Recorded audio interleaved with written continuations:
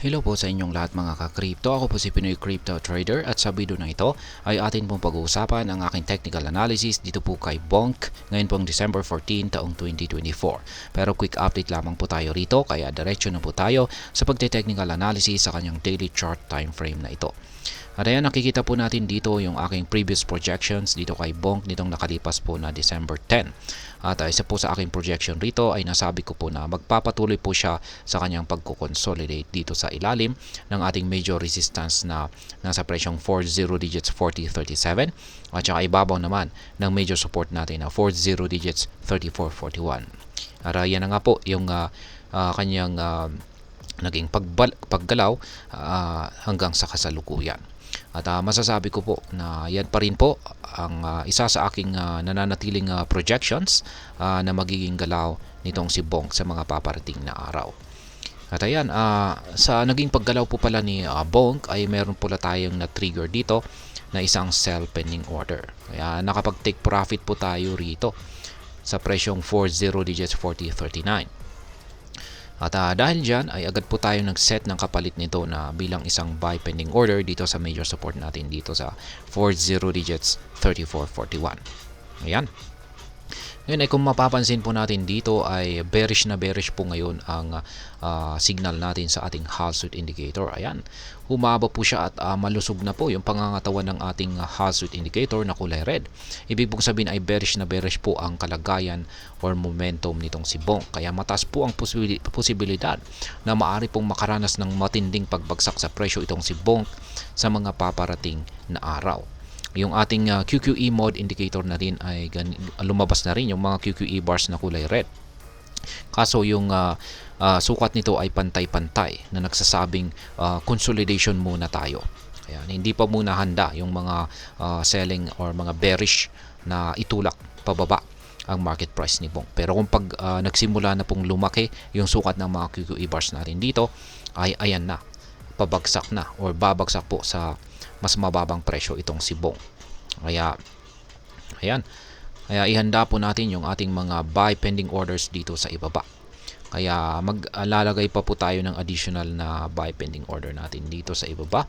Ayan, maglagay pa tayo ng isa rito kasi sa tingin ko kung mababasag po yung major support natin dito sa presyong 40 digits 3441, possible po na mabilis yung kanyang magiging pagbagsak dito. Yan, yung ating major support ay nakaabang po rito sa ayan, 50 digits 985 na po siya. Magdadag na po siya ng isang 0 decimal digits. Pero ayan. Pero sa pagbagsak po ni kung sakaling babagsak po itong si Bonk, ayan, at kung saan ay kung nagawa po niyang basagin yung major support natin dito, ang minor support po na nasa presyong 40 digits 2848 ang susunod na sasalo sa pagbagsak ni Bonk. Yan, or susubukan po niyang pigilan ang pagbagsak nito. Syempre nandyan pa rin po yung chances na maring umangat itong si Bonk. Yan, may chances pa rin po yan na aangat maski bearish yung mga signal natin. At kung sakaling aangat po siya, yan, at mabasag yung yan, aangat lamang po siya kung mababasag yung major resistance natin dito na 40 digits 4037 at possible po siyang umakyat dito sa sunod na major resistance natin sa presyong 40 digits 4790.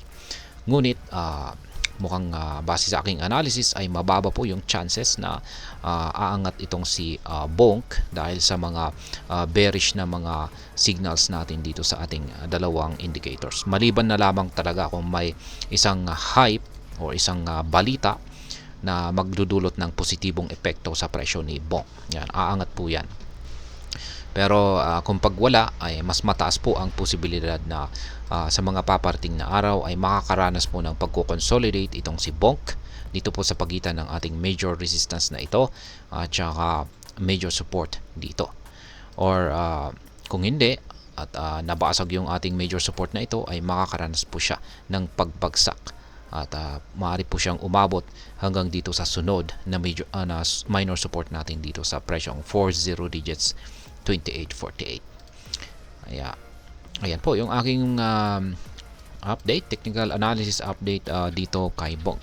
Para sa mga bago lamang po rito ay check na lamang po ninyo ang description ng video na ito para malaman kung anong platform at mga indicators ang ginagamit ko dito. At hanggang dito na lamang po tayo sa video na ito mga ka-crypto. Marami pong salamat sa panonood. Ingat po tayo lagi at God bless po sa ating lahat.